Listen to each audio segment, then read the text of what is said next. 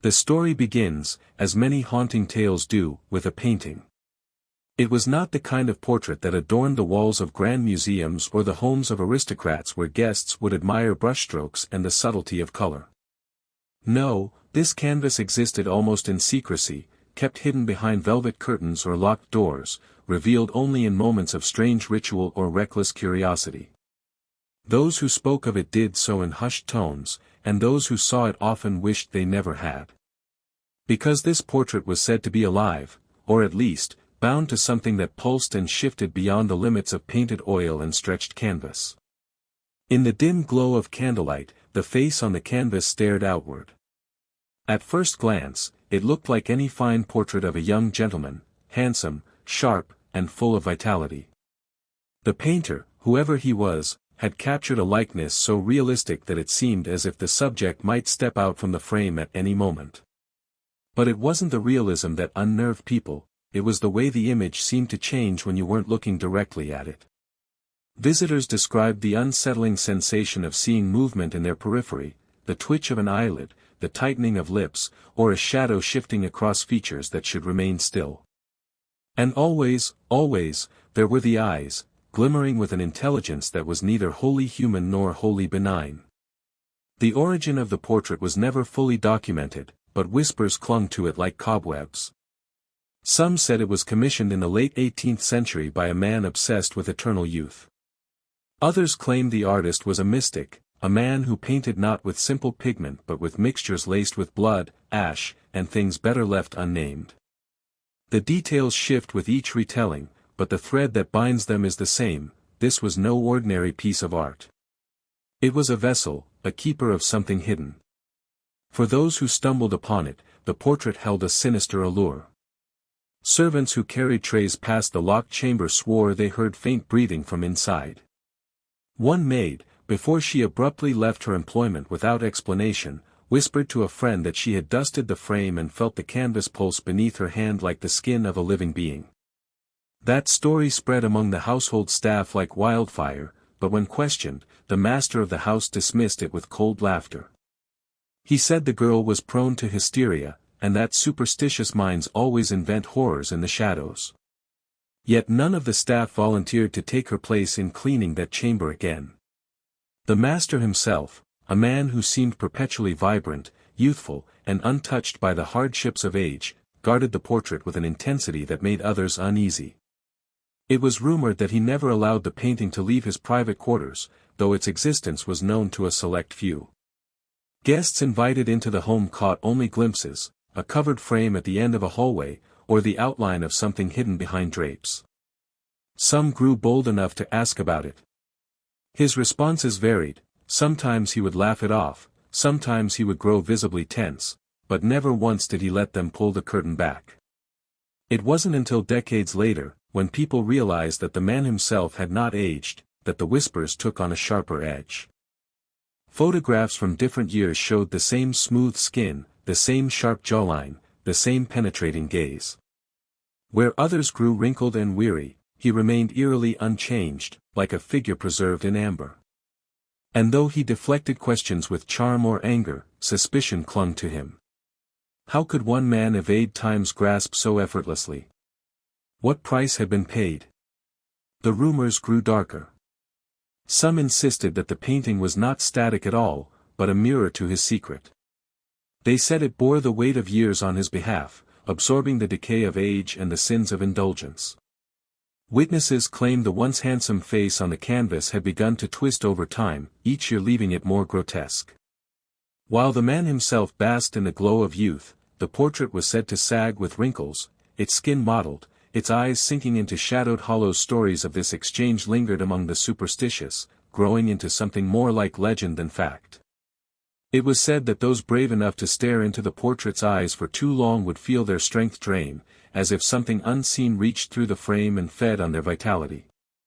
Others described feeling an oppressive heaviness, like unseen hands pressing on their shoulders, urging them to look away before they saw something they weren't meant to see. Even scholars, usually skeptical of such tales, found the rumors compelling enough to note. A professor of folklore once wrote in his private letters, "The painting is more than pigment and cloth. It is a prison or perhaps a bargain sealed in oils. I fear it holds within it the withering of a man who refused to wither. These letters, discovered long after his death, added fuel to the already smoldering fire. And then came the sightings. Though kept hidden, word spread of rare occasions when someone glimpsed the portrait uncovered. An aristocrat's son described the horror of seeing lips cracked like old leather, and eyes so clouded with cataracts they seemed blind, yet he swore they turned to follow him as he left the room. Another claimed the odor of rot clung to the canvas, as if the painted flesh itself was decaying. No one could explain why the man remained so fiercely protective of it, why he seemed to fear any attempt to destroy or even move the painting. Those who asked too many questions found themselves uninvited from his gatherings, cut off without explanation. It was as though the portrait had become his most intimate companion, his guardian, his secret, and perhaps his curse. By the end of this first chapter in its strange history, one truth had crystallized: the painting was not just a portrait. It was something far more disturbing, something unnatural. And if the whispers were to be believed, it was alive in its own way, aging, rotting, suffering, so that its owner did not have to. But legends do not stay confined forever. In time, the portrait would demand more than secrecy and silent worship. It would demand balance. And on one night, when the storm winds howled and the candles guttered low, that balance would come due. The question was not if, but when. He was the kind of man whose presence filled a room before he even spoke. Strikingly handsome, with sharp cheekbones, a confident smile, and eyes that seemed to glimmer with both warmth and calculation, he gave the impression of someone destined for greatness. His name carried weight in social circles, though many whispered that his charm was not entirely natural. He was a man who never seemed to change, a man who remained exactly as he was while everyone else around him succumbed to time's slow cruelty. At first, this refusal of age was subtle. In the early years, no one noticed. After all, a youthful glow can cling to some men for longer than most. But as the years turned into decades, the difference became impossible to ignore. His school friends had grown into middle-aged men with lined faces, receding hair, and weary eyes, yet he stood among them unchanged, looking as if he had stepped fresh out of his 20s.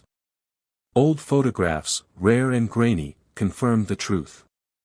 From the gatherings of the late 1800s to soirees in the early 20th century, his appearance was identical. The suit styles might have changed, the world itself might have shifted through wars and revolutions, but his face remained frozen in time. This unnatural consistency did not escape notice. Friends whispered behind his back, rivals speculated openly, and strangers were drawn to him with a mixture of envy and suspicion. Women adored his unending youth, men either longed to be him or longed to unmask him. But none could explain it. Doctors dismissed rumors as exaggerations. Some claimed he was simply blessed with extraordinary genetics. Others muttered about secret potions, elixirs, or Eastern practices of longevity. A few went further, whispering that he had bargained with something far darker than science. Despite the fascination surrounding him, he remained curiously private about certain aspects of his life. His estate, while grand, was marked by areas that were strictly off-limits. One such room, guarded more fiercely than any vault, was where he kept the portrait. Those closest to him admitted they had never seen the painting uncovered, though they knew it existed. It was always shrouded behind curtains or hidden from casual view. He never spoke of it directly, yet his protectiveness betrayed its significance. One story survives of a dinner party in which an intoxicated guest, emboldened by wine, stumbled upon the chamber and tugged at the curtain. What he glimpsed was enough to send him into a fit of trembling silence. He left the party abruptly, pale and sweating, and though pressed by friends in the days that followed, he never revealed what he had seen. Only once, in a rare moment of weakness, did he mutter, "That painting, it looked back at me." The man himself, meanwhile, carried on as though untouched by scandal. He moved easily in high society, attending lavish gatherings, playing host to dignitaries, and earning admiration from both women and men alike. His charm was magnetic, but there was always something beneath it, a flicker of unease in those who lingered too long in his company. His beauty was too perfect, too unchanging. People found themselves watching him the way one might watch a fire, drawn in by the light, yet wary of being consumed. And yet, beneath the surface of admiration, resentment festered. As friends grew older, watching their hair turn gray and their skin wrinkle, they could not help but resent his eternal youth. Former companions grew distant. Whispers spread through drawing rooms and smoking parlors. Some accused him of trickery, of using strange potions or undergoing surgeries unknown to science. Others wondered if he had made a pact with forces unholy. "No man cheats time without paying for it," one rival was heard to say. The man himself offered no explanations. He simply smiled, a smile that had not changed in 30 years, and brushed off questions with a careless wave. To him, the suspicion of others was of little consequence. What mattered was the secret he alone guarded, a secret bound up in that hidden portrait. Still, isolation began to creep into his life. Though he was admired, he was not trusted. Invitations slowly dwindled. Some people avoided his home altogether, fearing the strange aura that seemed to hang around it. Servants left without notice, unable to endure the unease that settled in the halls. He replaced them with new faces, but even they rarely lasted long. The rumors that the master's youth came at a terrible price were spreading, and few wished to linger near the source of such darkness. It was during this period that the first concrete accounts of the painting's existence emerged. A close acquaintance, perhaps too close for his own good, claimed to have forced his way into the locked chamber one night, determined to uncover the truth. What he found, he later confided in his diary, chilled him to the bone. He described the portrait not as a mere likeness, but as something that seemed to live. The face on the canvas bore faint signs of decay, a subtle sagging around the eyes, a shadow of exhaustion in the painted flesh. He swore he even saw the lips curl in a faint, mocking smile. This man never spoke of the portrait publicly. His diary was found only years later, after his death, and its pages remain one of the most chilling testimonies of the painting's power. For him, the cost of curiosity had been heavy. Soon after his intrusion, his health began to fail rapidly. Within months, he was gone, his body wasted away as though he had aged decades in a single season. Those who buried him whispered that he had looked like an old man, though he had been no more than 35. The owner of the portrait, meanwhile, stood at the graveside as youthful as ever, untouched by sorrow or time. He offered condolences, his smooth face betraying no trace of grief. Some swore they saw the faintest flicker of satisfaction in his eyes, though such thoughts were perhaps too dark to voice aloud. And so the rumors deepened. It was no longer just gossip about eternal youth. Now, there was fear that the portrait was not only preserving him but feeding on others. Fear that those who came too close might find themselves diminished, their years siphoned away and deposited into the grotesque canvas hidden behind velvet drapes. As his life continued in its strange, unbroken youth, the questions only grew sharper. How long could this continue? Could one man truly evade the passage of time forever? And if so, at what unimaginable cost? The portrait remained his constant companion, a hidden guardian of his secret. But secrets are restless things. They shift, they strain, and eventually, they demand to be uncovered. Already the first cracks in his perfect facade had begun to show, not in his face, but in the fear that lingered in the eyes of those who knew him. The whispers of his bargain grew louder, and soon, they would no longer be whispers at all. Legends often begin in shadows, whispered over candlelight or scribbled in half-burnt journals, and the story of the ageless man was no different. For as long as he remained young while the years claimed those around him, speculation gnawed at the edges of society's curiosity. Some shrugged it off as coincidence, others as fortune. But among the more superstitious, the explanation was clear: no man could defy nature so completely without making a bargain. The whispers of this bargain grew like ivy, creeping into conversations in salons, drawing rooms, and smoky taverns. People spoke of a fateful night when the man, desperate, terrified of the inevitability of death, had stood before the unfinished portrait and pleaded with forces unseen.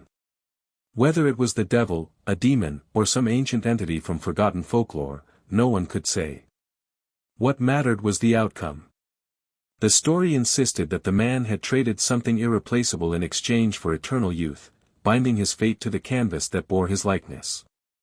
Accounts of this alleged night varied wildly. Some claimed he had stood alone in the chamber, reciting words he had found in forbidden texts, words never meant to be spoken aloud. Others insisted an artist of sinister reputation had guided the ritual, dipping his brush in strange concoctions, blending pigment with human blood to trap the essence of his subject. Still others swore it was a pact sealed not in ink or paint, but in silence, a mere wish spoken with such intensity that something lurking in the darkness had listened, and answered. But what could a man offer in return for eternal youth? Here, the whispers grew colder. Some said he had traded his soul outright, locking it away inside the canvas so that his flesh would remain untouched by decay. Others claimed he had promised the suffering of others, that with every year he remained young, the painting would feast upon the lives of those around him. The stories conflicted, but each left a lingering sense of dread. There was no way such a gift came without a cost. It was not only gossip that carried these tales. Historians later uncovered fragments that hinted at something darker beneath the surface. Letters exchanged between contemporaries revealed growing unease about him. One letter, penned by a scholar who had studied folklore, stated, "His youth is not natural. I have read of such bargains in the old texts, where men barter with the void itself. There is always a vessel. In this case, I believe the vessel is his likeness, sealed in oils, carrying his corruption while he parades untouched before the world." The letter's author vanished mysteriously weeks after writing it. His body was never found. The man himself offered no defense, but perhaps that was his greatest mistake. Silence has a way of feeding rumor, and in his refusal to deny or explain, the stories around him solidified into something resembling truth. His very secrecy became proof of guilt. And as the painting continued to change, subtle at first, then grotesque, the whispers began to seem less like fantasy and more like prophecy.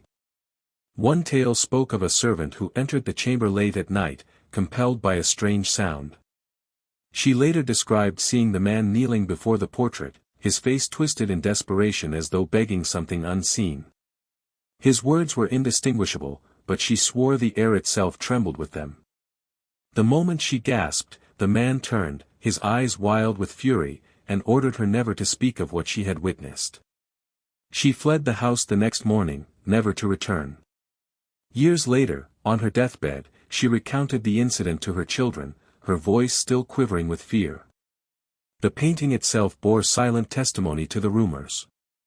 Each passing year, the face in the canvas grew older, uglier, more withered. Wrinkles carved deep furrows across its skin, the mouth sagged into a grotesque sneer, and the eyes seemed to rot into dark hollows. And yet the man himself stood unchanged, untouched by time's relentless march. It was as though the portrait carried the weight of his mortality, bearing the years he refused to wear. But there was something else, something more unsettling than age. The painting did not merely wither. It seemed to grow cruel. Observers spoke of subtle shifts in expression, a deepening malice in the painted features. At times, the corners of the mouth appeared to curl into a mocking grin, or the eyes to glitter with a predator's hunger. If the painting was a vessel for his soul, then perhaps it was not just aging, it was festering. The whispers turned into warnings. People avoided his house.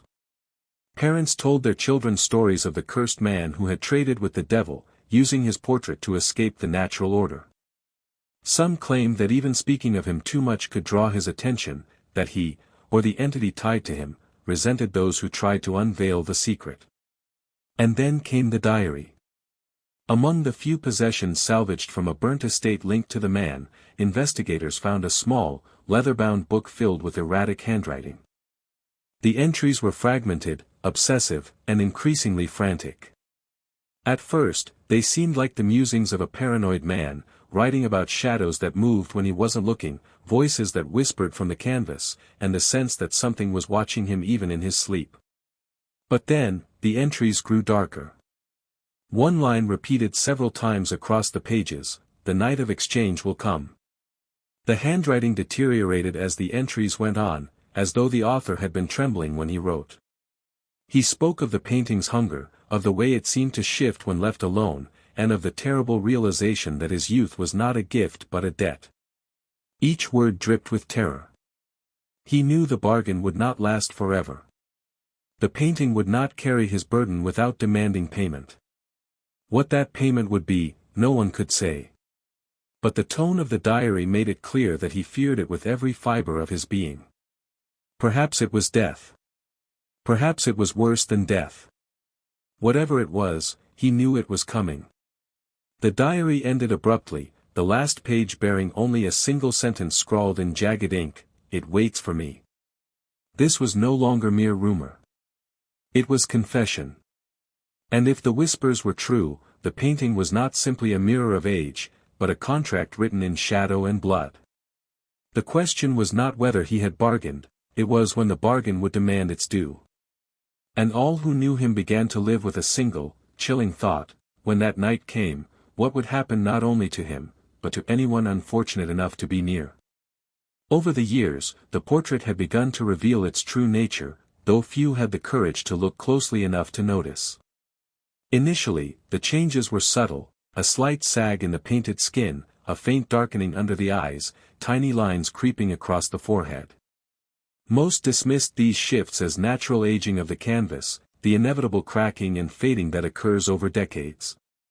But those who spent hours in its presence, observing minute detail, swore that the changes were far more deliberate, far more sinister than mere decay. The painting seemed to breathe, to move, and to reflect the toll of a life not lived by the man it depicted, but by the man it preserved. Visitors to the house often left with an unshakable sense of unease. Guests described the experience of stepping into the dimly lit room, where the air itself seemed heavier.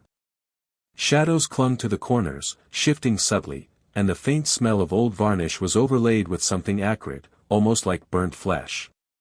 One young scholar, daring to examine the painting in detail, recorded the horrifying realization that the face on the canvas had begun to distort. Lips thinned unnaturally, the cheeks drooped, and the eyes, once bright and alert, seemed to sink into hollow sockets. There was a sense of malice in the gaze, as if the painted figure resented its own confinement and the unnatural state of its keeper. It was during these years that the first psychological effects began to manifest in those who lingered too long. Servants and guests alike reported headaches, sudden nausea, and vivid nightmares. Some became obsessed, compelled to return night after night despite their terror. A visiting artist, enthralled by the craftsmanship, described waking in the middle of the night with the image of the portrait seared into his mind, its features shifting in impossible ways. The lines on the painted face were never the same twice. The more he stared, the more he believed that the painting was watching him, judging him, perhaps even learning from him. The man himself, of course, remained unaffected, his youth untouched, his skin smooth, his hair unchanged by the passing years. But those closest to him could see the effect the portrait had on his psyche. His obsession deepened. He spent hours staring into it, noting every alteration, every imperceptible change. Friends reported that he sometimes spoke to the canvas in whispers, murmuring reassurances, apologies, and commands as though it were a living being capable of responding. He grew reclusive, isolating himself from the world outside his estate. Letters and invitations went unanswered, and even loyal friends were slowly pushed away, unable to endure the tension that filled the air whenever he was present. Meanwhile, the changes in the portrait were accelerating. Where once the distortions were slight, now they became grotesque. Wrinkles deepened, skin sagged, and a sickly pallor spread across the painted figure. Veins appeared in the corners of the eyes, which now glittered with a malevolent intelligence. Observers who dared to linger often felt their hearts race as the portrait's expression seemed to mock them, a cruel mirror of the owner's own unaging facade. Some claimed to see the corners of the mouth twitching into a faint, almost imperceptible sneer, as if the figure within knew secrets that the living could not comprehend. The portrait's changes were not merely physical. Strange phenomena began to occur in the house itself. Objects would shift places, doors would creak open by themselves, and cold drafts would snake through rooms in the dead of night. Some claimed to hear faint whispering emanating from the canvas, words that could not be distinguished but carried an unmistakable sense of threat. Shadows in the corners of the room seemed to stretch and writhe, and those who looked away for even a moment would often find themselves backtracking, as though something unseen had moved in their absence. It was clear to a few brave investigators and friends that the painting was feeding on something, though what exactly it consumed was a matter of debate. Some argued it was the vitality of the man himself, siphoning life force in exchange for unending youth. Others suggested it was consuming the energies of those who approached it, leaving subtle traces of weakness, fatigue, or even rapid aging in its observers. Yet no one could prove it, and the man refused to let anyone examine the canvas directly, his obsession bordering on fanaticism. As the years continued to pass, the tension around the painting thickened like fog. Rumors of its malevolent nature began to spread beyond the estate, reaching nearby towns and eventually distant cities. Word of its power circulated in hushed tones among artists, collectors, and the superstitious alike. Some claimed that anyone who dared to speak openly about it would experience misfortune or sudden illness, though these reports were impossible to verify. The legend had become self-perpetuating, feeding off fear, fascination, and the uncanny reality of the man's untouched youth. Despite all this, curiosity persisted. It began quietly, almost imperceptibly. The first to fall were those who lingered too close to the painting, who dared to glance too long at the eyes that seemed to follow, judge, and consume. At first, it was subtle, mild headaches, restless nights, fleeting nightmares, but soon, the effects became undeniable. Servants, friends, and visitors alike began to suffer. Skin would pale, vitality would drain, and an unnatural fatigue would settle into their bones. No one could explain it scientifically, and yet the pattern was impossible to ignore. Those who approached the portrait did not merely observe it, they became part of it. One of the earliest accounts came from a young housemaid, tasked with dusting the locked room. She wrote in her diary of a sensation that froze her blood. The moment her fingers brushed against the frame, a wave of vertigo swept through her, and she saw, in her mind's eye, herself aging decades in mere minutes. Her hair grayed, her hands shriveled, and her reflection in a nearby mirror appeared decades older than it should have. Shaken and frightened, she fled the house that very night, never returning. Friends later noted that in the months following, she seemed increasingly frail, as though a portion of her life force had indeed been siphoned away. It did not stop there. A visiting artist, who had been invited under the guise of studying the canvas for inspiration, reported vivid, recurring nightmares. In these dreams, the painted figure would step out of its frame, closing in with eyes that gleamed with malevolent hunger. The artist's health deteriorated quickly. He grew gaunt, his energy sapped, his once bright eyes dull and haunted. Within the year, he disappeared entirely, leaving behind only a sketchbook filled with frantic, jagged lines depicting the portrait in various states of grotesque transformation. His patrons searched for him in vain, and whispers quickly spread that the painting had claimed yet another victim. Even those who believed themselves immune could not escape the consequences. A close friend of the man, a physician, had long considered the supernatural claims nonsense. But after a single visit to the portrait's chamber, he found himself plagued by unrelenting fatigue, sudden hair loss, and inexplicable skin lesions. He attempted to rationalize the symptoms, attributing them to stress and overwork, yet as weeks passed, it became evident that something far more sinister was at play. Soon, he too vanished, leaving behind only a note scrawled in shaky handwriting, "The canvas, it takes what it needs." The deaths and disappearances fueled the growing aura of dread surrounding the estate. Locals spoke in hushed tones about the cursed man and his grotesque canvas, claiming that even speaking his name could bring misfortune. The fear was so pervasive that some refused employment nearby altogether. Couriers delivering messages to the estate reported sudden chills and unease as they approached the gates, claiming to see fleeting shadows moving behind the curtains of the windows. Many never returned, lost to the legends or perhaps to something far more tangible and terrifying. The pattern became too clear to dismiss. Those who were too curious, too bold, or simply too unlucky seemed to pay a price. Friends and acquaintances spoke in cryptic letters, trying to warn others. A historian, after gaining brief access to the estate, wrote, "I have seen the marks of decay not upon the man, but upon those who dare to meet his gaze. His youth is a mask maintained at the expense of the vitality of others." By the time he sent the warning, he was already too late. Weeks later, his family reported his sudden and unexplainable decline, his life force seemingly drained overnight. Even the art dealers who had once marveled at the painting eventually became cautious. One prominent collector recounted a terrifying evening when he attempted to appraise the portrait in the man's absence.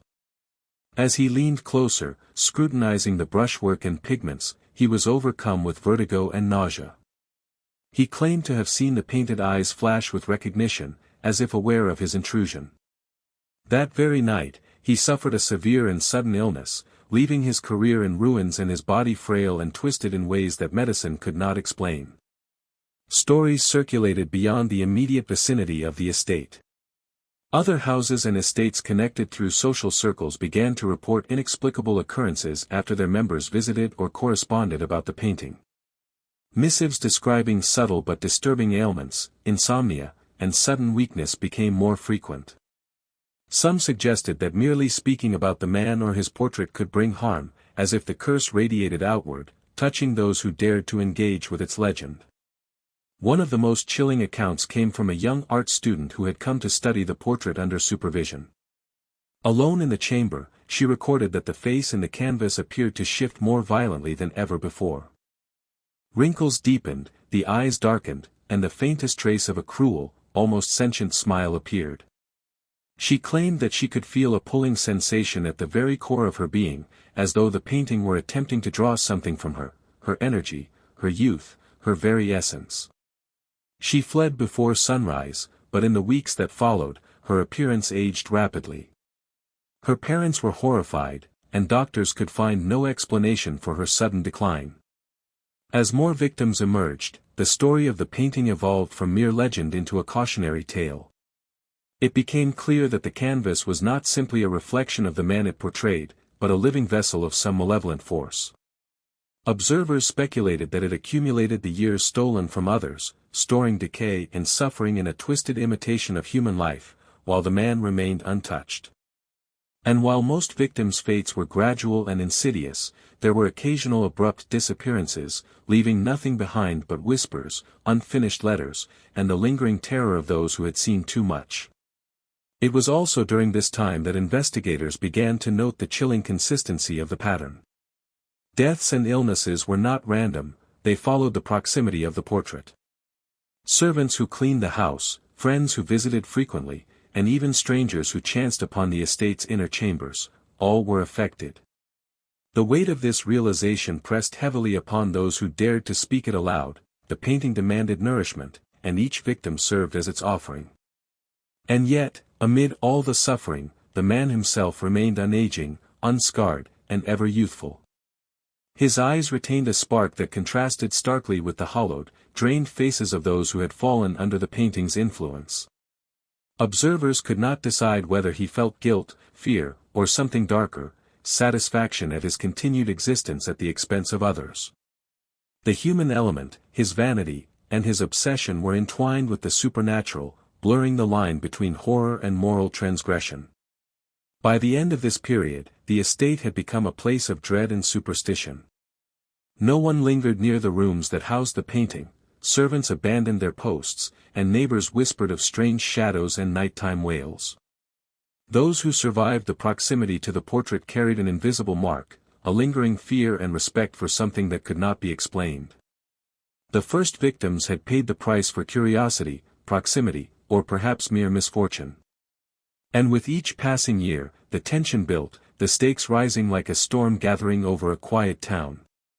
The portrait's hunger was growing, the consequences becoming more severe, and the world outside the estate began to sense that something extraordinary, unnatural, and terrifying was at work. The question loomed ever larger: if the first victims had been claimed, who would be next? And would the man himself, whose youth remained untouched, ever face the inevitable toll of the bargain he had made? By the late 19th century, the strange events surrounding the man and his portrait had attracted the attention of not only local whisperers but also those with a more methodical interest.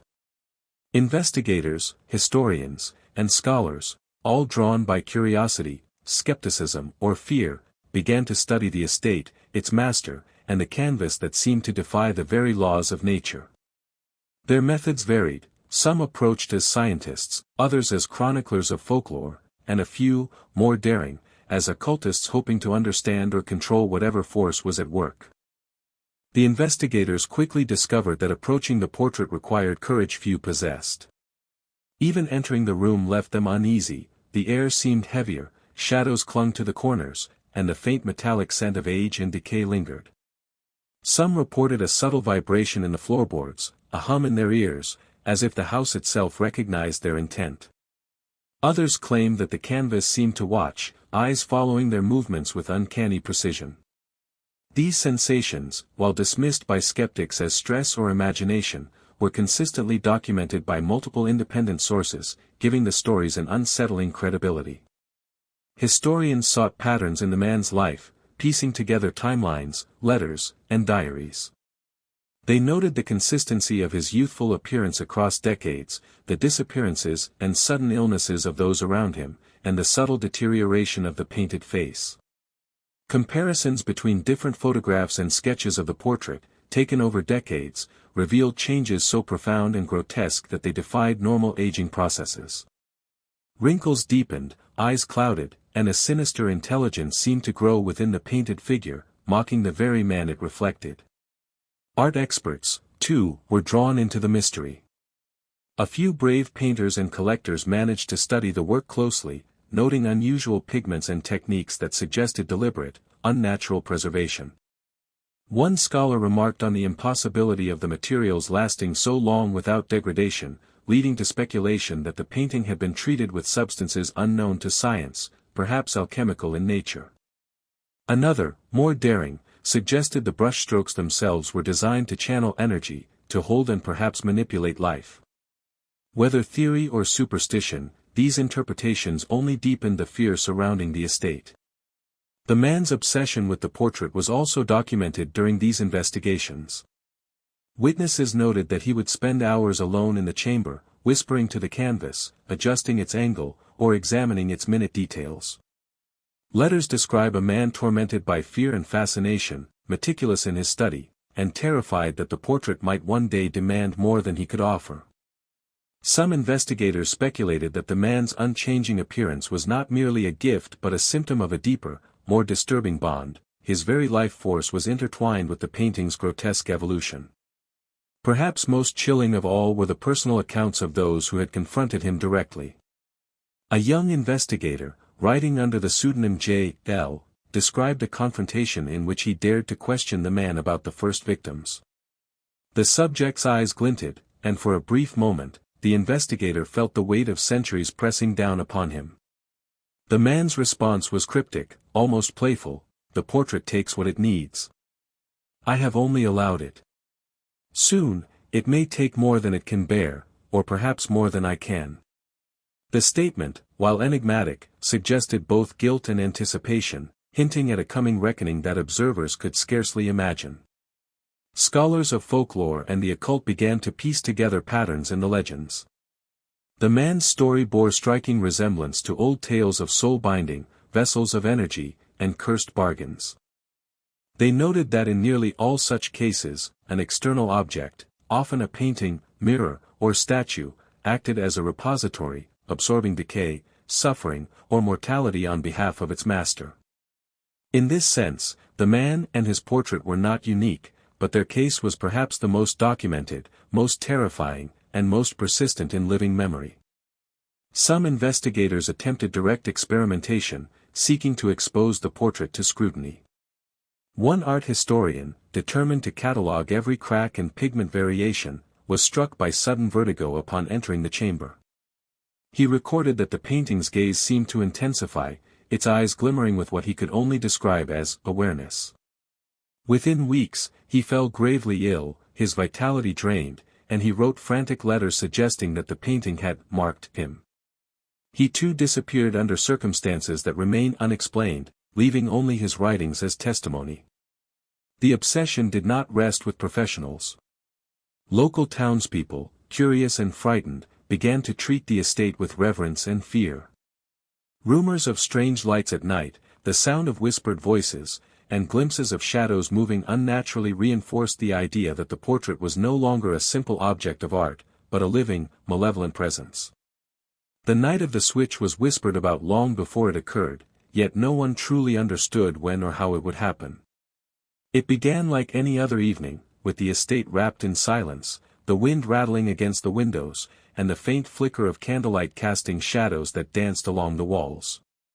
The man, ever meticulous in his routines, spent the evening alone with the portrait, pacing the room, murmuring to the canvas as if negotiating with an unseen adversary. He had known for years that the balance was precarious, that the painting, grotesque yet alive, demanded eventual retribution for the years it had borne on his behalf. In the quiet, a subtle tension permeated the air, a sense that something was stirring beyond the realm of ordinary perception. Shadows seemed to stretch unnaturally, moving against the flow of light. The painting, partially obscured by curtains, pulsed as though it had a heartbeat of its own. Those few who glimpsed it that night would later describe an almost imperceptible movement, a shifting of expression that suggested the figure within was aware, waiting, and plotting. The eyes, hollowed and rotting in their painted form, glimmered with anticipation, their gaze locking onto the man as he approached. The man, standing before the canvas, traced the outline of the face with trembling fingers. His lips moved in whispered words, though no one else could hear them.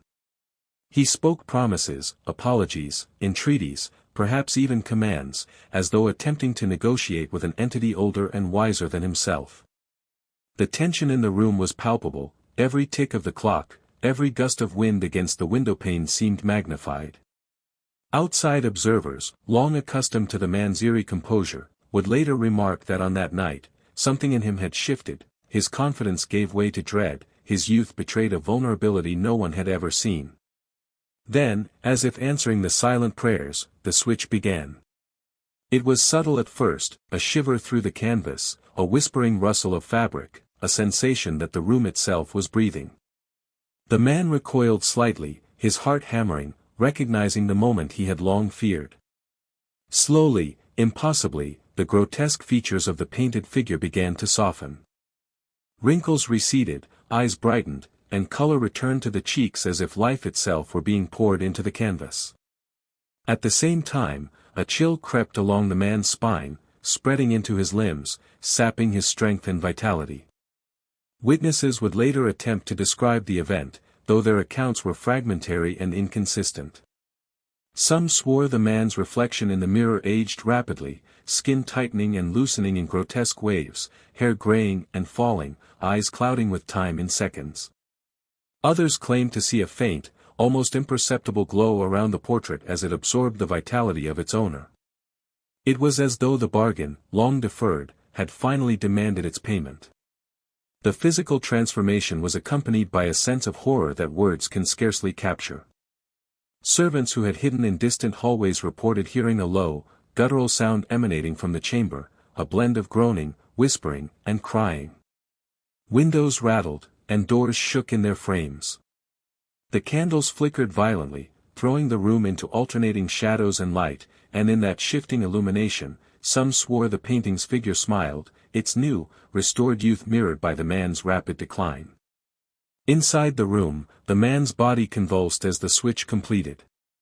Observers would later speculate that his life force, trapped for decades in unnatural suspension, surged into the canvas, rejuvenating the painted figure while leaving him vulnerable to the relentless march of time. His face wrinkled and sagged in horrifying detail, veins appearing beneath pale, thinning skin. Hair turned gray, eyes lost their sparkle, and posture slumped as if the weight of decades, long denied, descended upon him all at once. It was a grotesque and rapid transformation, one that left a mark not only on his body but on the very air in the room, thick with the residue of unnatural forces at work. The portrait, now youthful and vibrant, seemed to breathe with a new life. The brushstrokes, once twisted and decaying, flowed smoothly once again, and the eyes shone with vitality. For a fleeting moment, it was indistinguishable from the man it had once represented. Yet beneath this restored facade lingered a sense of malevolence, a quiet intelligence that suggested the canvas remembered every moment of suffering it had endured, every stolen year it had carried, and every soul that had touched it. The switch was not instantaneous, it progressed in phases. Initially, subtle shifts, the softening of wrinkles, the return of color, the easing of tension in the shoulders, hinted at the transfer. Then came the rapid, grotesque acceleration, decades condensed into minutes, as the man's body gave way to the inevitable cost of defiance. Witnesses, though few, described a feeling of vertigo, as if the very air around them had thickened. The house itself seemed to groan in response, walls bending with the weight of forces unseen, shadows crawling with life. It was also during this night that the first true horror emerged. The man's consciousness seemed to resist the transfer.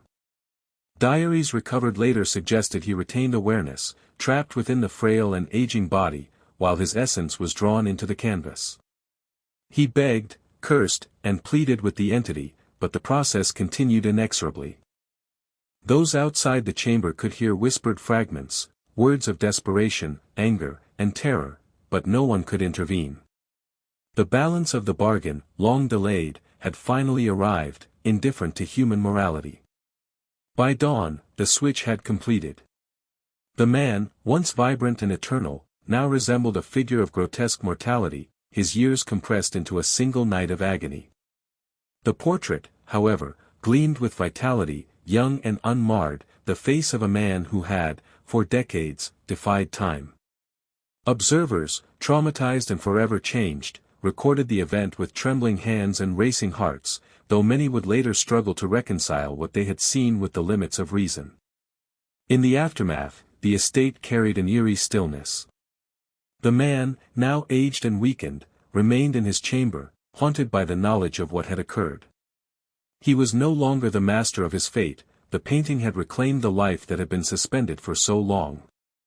Its eyes, bright and alive, seemed to watch him, almost with amusement, as if acknowledging the inevitability of the bargain. The outside world, when the story eventually reached it, struggled to understand what had transpired. Rumors spread of the man's sudden decline, of the grotesque transformation that had occurred in a single night, and of the painting's restored youth. Scholars, folklorists, and the curious attempted to piece together the sequence of events, but the truth remained obscured by legend, fear, and the impenetrable veil of supernatural influence that had guided the switch. And yet, amid the horror and fascination, one chilling question endured: if the portrait had finally assumed the vitality of its owner, what other demands might it make in the future? For those who had witnessed the night of the switch, the lesson was clear: bargains with forces beyond understanding carry consequences that are both immediate and eternal, and the true horror lies not merely in aging or death, but in the inexorable unfolding of debts long deferred. The morning after the switch brought with it a silence that felt unnatural, heavy, and suffocating. The estate, once bustling with the cautious footsteps of servants and occasional visitors, now seemed abandoned in spirit. The man, no longer untouched by time, sat in the dim light of his chamber, a grotesque reflection of the vitality he had once commanded. Each line in his face, each tremor in his hands, was a reminder of decades stolen and deferred, a cruel testimony to the bargain he had made so long ago. For the first time in years, he felt the weight of mortality pressing upon him, relentless and unforgiving. The portrait, on the other hand, had assumed a vibrancy that defied the natural order. Its eyes gleamed with life, the skin appeared soft and full, and even the subtle shadows of age that had once marred its perfection were gone. To any observer, it was no longer a mere painting, it was a living likeness, a mirror reflecting the man as he had always wished to remain. Yet beneath its flawless exterior lurked something darker. Those who had glimpsed it now swore the eyes held intelligence, an awareness that transcended simple art, and a quiet malevolence that suggested the portrait had not merely taken the man's vitality, but had learned to wield it. The consequences of the switch extended beyond the estate. Neighbors reported unusual phenomena, shadows moving independently of their sources, sudden chills that swept through rooms, and fleeting whispers that seemed to emanate from empty corners. Animals avoided the grounds, and plants in the gardens appeared withered in patches nearest to the house, as if the land itself recoiled from the unnatural events within. The community, long accustomed to rumors of strange happenings, now spoke openly of a curse that had been realized. Fear replaced fascination, and the legend of the portrait grew into a story told in hushed tones, as both warning and fascination. Inside the house, the man grappled with his new reality. The years he had evaded came crashing upon him with relentless force. Each breath was a reminder of frailty, each movement a struggle against bones stiffened by decades of rapid aging. Yet even in his weakened state, he remained painfully aware of the portrait, now vibrant and almost mocking in its youth. He observed it for hours, whispering threats, entreaties, and pleas, hoping perhaps to reclaim control or negotiate further, but the canvas remained unyielding. It had won, and it was patient, waiting for the next opportunity to assert its dominance. Servants who had returned after the night of the switch reported strange occurrences that defied explanation. Objects would vanish and reappear, faint sounds of footsteps echoed in empty hallways, and some claimed to see fleeting shadows near the painting, moving with purpose. These events created an atmosphere of pervasive unease. Even those accustomed to the estate's previous oddities found themselves trembling, unable to fully articulate the sense of danger that lingered in every room. The man's interactions with others became increasingly limited. Friends who visited were met with a haggard, trembling figure, whose eyes still retained a spark of intelligence but whose body betrayed the full consequences of the bargain. Conversations were short, laced with cryptic warnings and unnerving glances toward the portrait.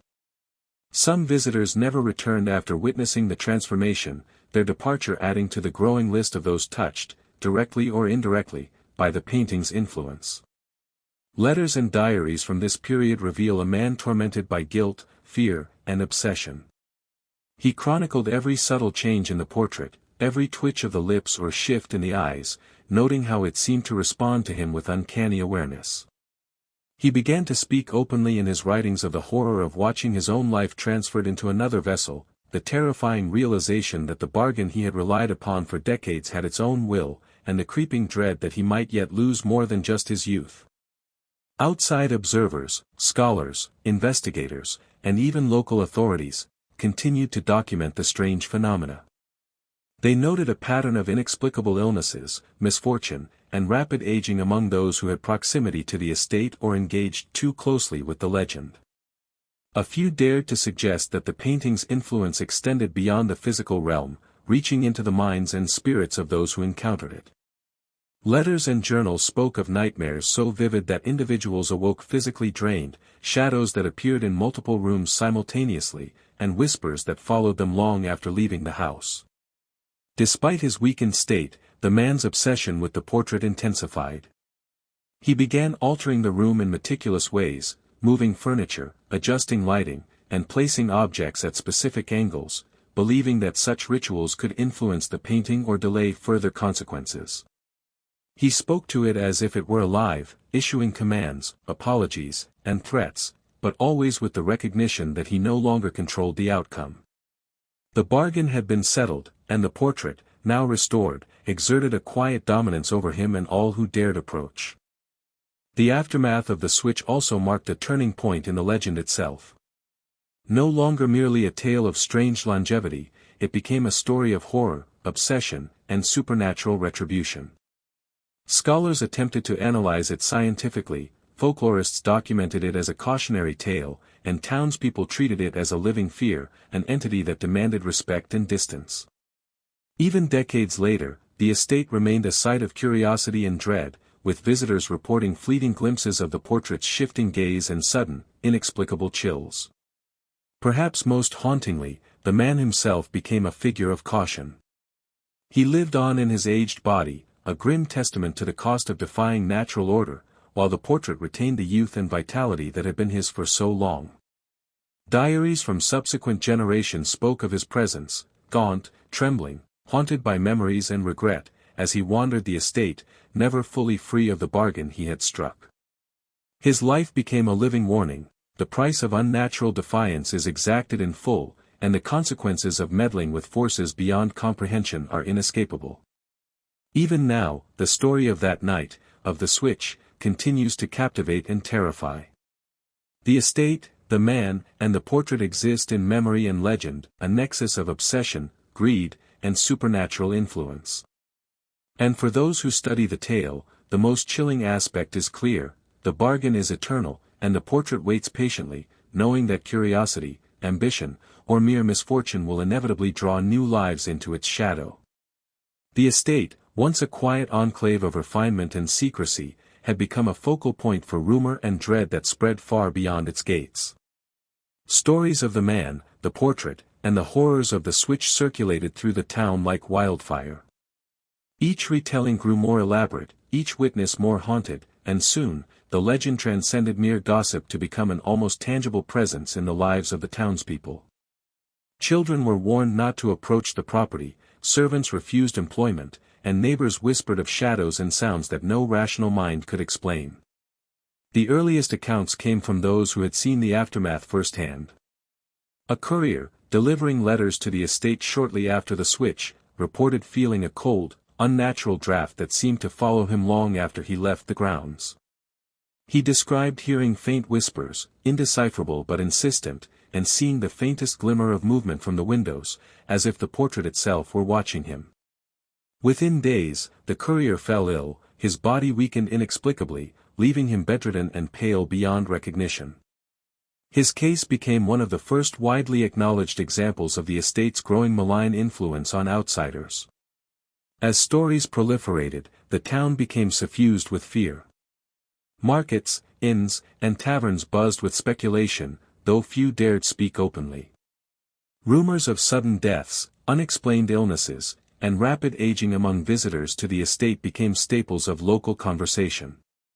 One elderly shopkeeper recounted that a young artist who had lingered too long in the nearby woods returned home visibly aged and trembling, whispering of a figure in a painting that had looked into his soul and found it wanting.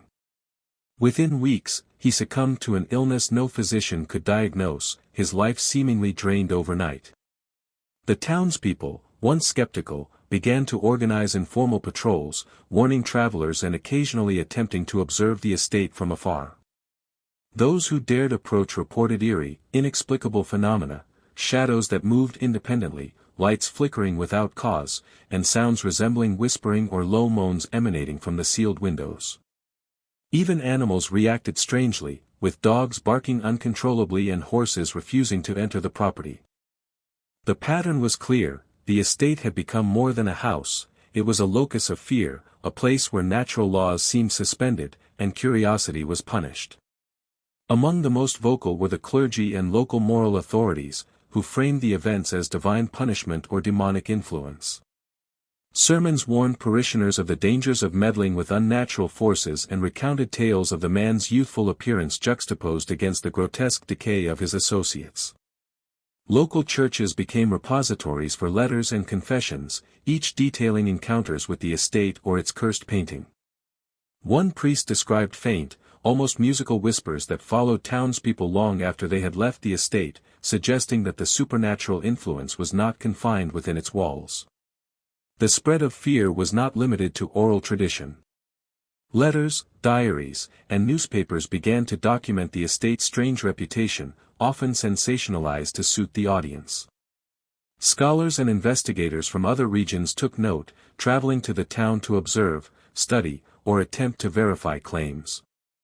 Their accounts, though cautious, reinforced the growing belief that the estate and its portrait were more than legend. They were active agents of malevolence, feeding on curiosity, proximity, and perhaps even disbelief itself. Some reports described the psychological impact on townspeople who never even entered the estate. Merchants, travelers, and local children all reported nightmares featuring grotesque faces, shifting shadows, and eyes that seemed to peer through walls. A particularly striking case involved a young girl who, after hearing a story about the portrait, experienced vivid hallucinations of a man aging before her eyes while a painting gleamed with unearthly youth. Her family noted a sudden decline in her health over the following months, as though her life force had been tapped by some unseen entity. The town's collective fear transformed its social dynamics. Locals avoided the roads leading to the estate, neighbors refused invitations from those who had visited, and children were warned never to speak of the portrait aloud. Every unusual illness, sudden death, or instance of rapid aging was attributed to the cursed house. Even skeptics found themselves hesitating to voice rational explanations, as the fear of being marked by the estate's influence was too strong to ignore. Observers noted a striking pattern: the closer one was to the estate, the more severe the effect. Those who dared to enter the property or correspond too closely with the man often suffered first, experiencing subtle symptoms that gradually escalated into debilitating illness or disappearance. Letters from survivors and second-hand accounts described a palpable presence within the house, an almost conscious awareness that seemed to observe and respond to intrusion. Years passed, and the estate, the man, and the portrait became inseparable from one another in both legend and reality. What had once been whispered as a strange tale of vanity and art had evolved into a cautionary saga of supernatural consequence. The town, still scarred by the events of the switch, remained wary, and scholars, occultists, and curious travelers approached with extreme caution, if at all. But despite the distance, inevitability loomed. Time, unseen and patient, had begun to demand a final accounting. The balance disrupted by decades of unnatural preservation could not remain suspended forever. The man, now frail and haunted, sensed the approaching reckoning in ways others could not. His dreams were restless, filled with shifting shadows and the relentless gaze of the portrait. Whispers seemed to follow him, echoing from walls, hallways, and corners, carrying words half-formed but dripping with warning. Even within the quiet of his chambers, he could feel the subtle hum of the canvas, a vibration that penetrated bone and muscle, demanding attention, demanding recognition, and promising that the day of confrontation was near. Observers who dared enter the house reported that the atmosphere had changed. Where there had once been subtle unease, now there was a tension so dense it seemed to press against the skin.